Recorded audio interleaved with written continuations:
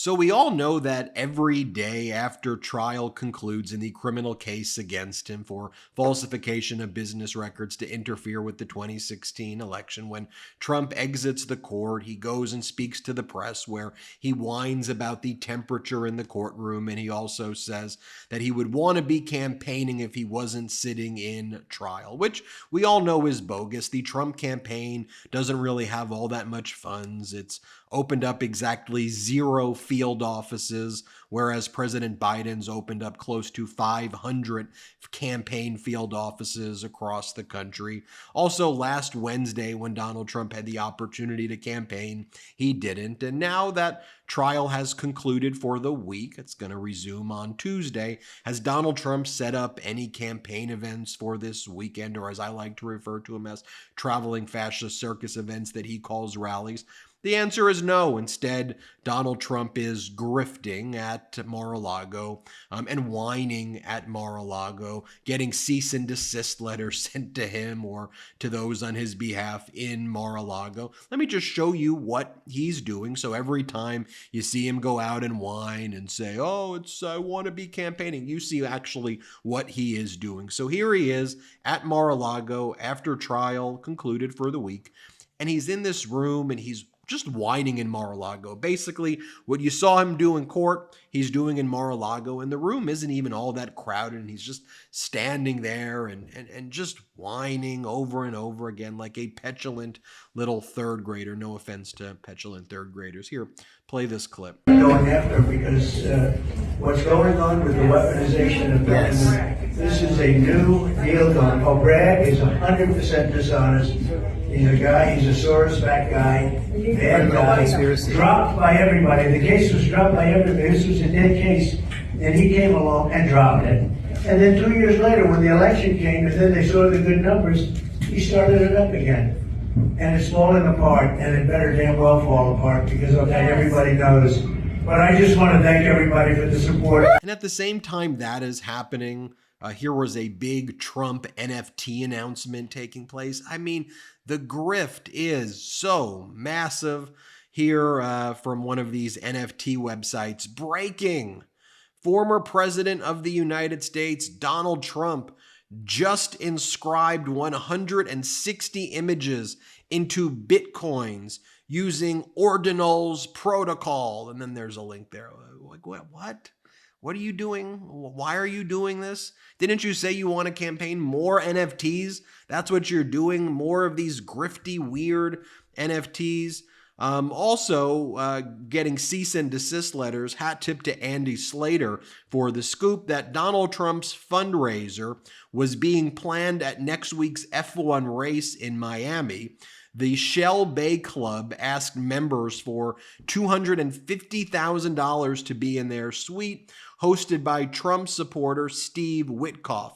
Miami Grand Prix sent a cease and desist letter to the Trump fundraiser after finding out. So what Trump was trying to do, because he's struggling to raise money, is to basically turn the Formula One event into a fundraiser for him, because he can't attract the same crowds anymore. So he figures if he can lure people by going to a Formula One event and make it seem that like Formula One's almost endorsing him, which it is not. And then Trump's fundraiser got a cease and desist. Here it is right here.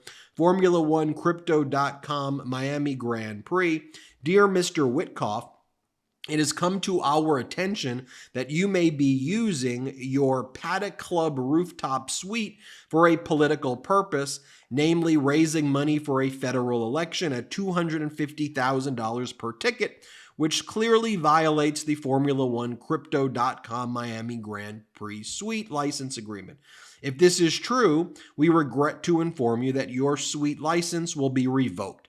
You will not be allowed to attend the race at any time, and we will refund you in full. We appreciate your support of the Formula1Crypto.com Miami Grand Prix.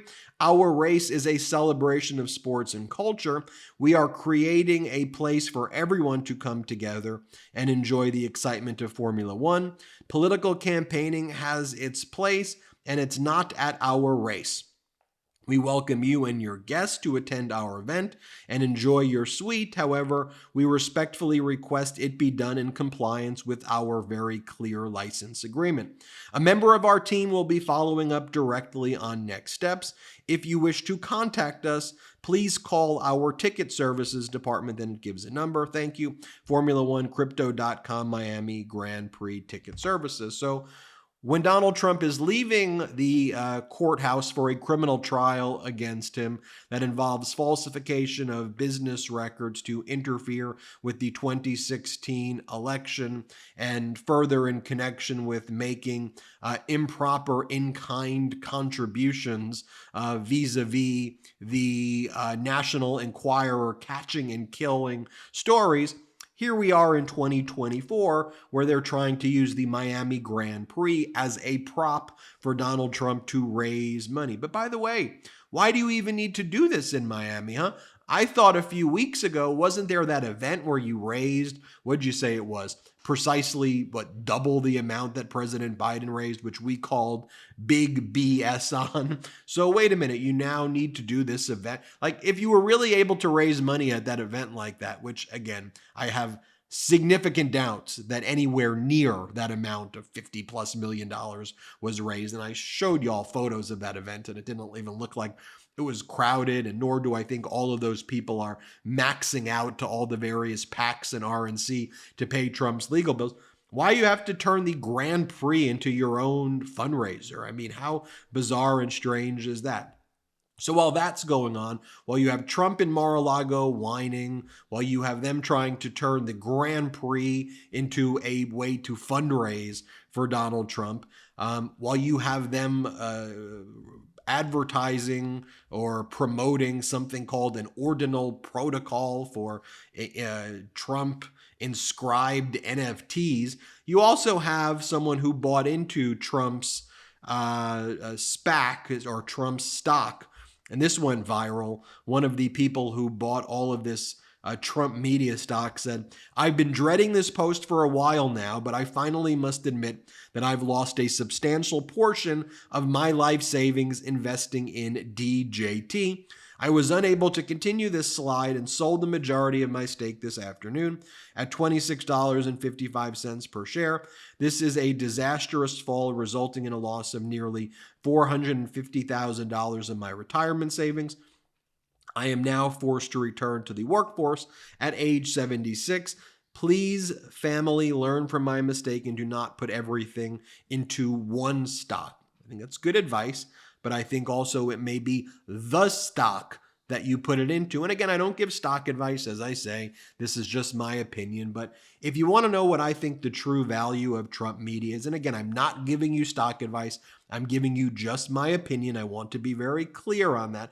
Assume there's somewhere around 100 million shares to 200 million shares outstanding. Now, assume the revenue is around $4 million for all of 2023, which it is. What kind of valuation would you put on that? So we'll just assume the valuation of this is somewhere between $4 and $10 million, because it lost $59 million. So something that generates $4 million revenue off a 59 or something like that $1 million loss. What would you value that? I'd say it's $4 to $10 million. So if you have 200 million outstanding shares, just do the math. Wouldn't that be somewhere around like 2 cents a share, 10 cents a share, 20 cents a share, maybe? Like, that's why people call things penny stocks, because if you just do the math, why would it be trading at anywhere, giving this thing $1 billion valuation when that's its revenue? Anyway, I digress. So what's Trump also doing over the weekend? Let's go and show you. He is attacking RFK Jr. as a Democrat plant. Y'all were the one who hoisted this guy up. Now that we know that RFK is taking significant votes away from Donald Trump and not the other way, this is what Trump is saying. He goes, RFK Jr. is a Democrat plant, a radical left liberal. And then Trump goes, more of Trump whining. Trump goes, I'd even take Biden over RFK Jr., he says. He would rather, so Trump is making a post that he would rather vote for President Biden over RFK. And RFK came out and basically said, you are scared of me. Why don't, debate me right now? I mean, as Donald Trump said to President Biden, challenged him to a debate, and President Biden said, sure, I'll do a debate under like normal circumstances. What's interesting is now Trump is terrified of RFK, and I think a lot of MAGA supporters are looking at Trump saying that he would elect President Biden, and the MAGA supporters are like, huh? What? I mean, what kind of weird cult is this? And by the way, I think he should. By the way, you're talking about what kind of weird cult this is. This is what's happening over the weekend too. So I just wanted to set the stage for y'all about this weekend, right? Again, Trump's whining. I don't need to show you the clips. I've showed you 20 of them every day of the week where Trump goes, I want to be campaigning. I want to be campaigning. All right. So what goes down on the weekend? Releasing more NFTs, a cease and desist letter for trying to turn the Grand Prix into campaign financing, whatever. You've got a Trump media stockholder talking about losing their life savings. You've got Trump attacking RFK and saying that he would want to vote for President Biden over RFK. And then you have Trump's key legal advisor, this guy Tom Fitton, making another bizarre video with him and Donald Trump. This thing is so strange. As our editor-in-chief, Ron Filipkowski, wrote, is everyone in this movement an effing weirdo, or just most of them? Here's the new drop from Trump's main legal advisor. Oh, did I mention who's not a licensed lawyer? Tom Fitton. Here's the video from Trump's non-licensed lawyer, top legal advisor from his team. Play the clip. Before we begin, these are all Biden trials. This is done as election interference. Everybody knows it. I'm here instead of being able to be in Pennsylvania and Georgia and lots of other places campaigning.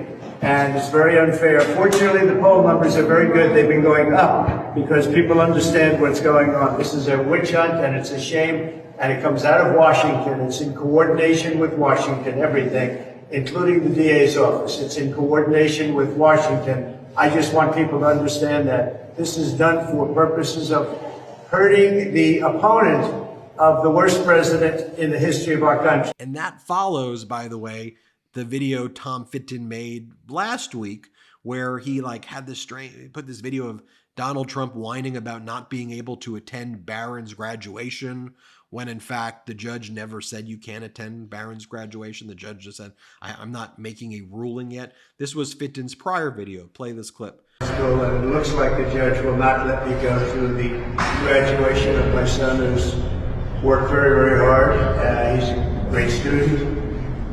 Very proud of the fact that he did so well, and was looking forward for years to have graduation with his mother and father there. And it looks like the judge isn't going to allow me to escape this scam. It's a scam trial. If you read all of the legal pundits, all of the legal scholars today, there's not one that I see that said this is a case that should be brought or tried. It's a scam. It's a political witch hunt. It continues, and it continues forever. And we're not going to be given a fair trial. It's a very, very... And as Peter Henline, who's a DeSantis supporter, says too, so many people from across the political spectrum have been posting pictures of their dogs over the last 24 hours.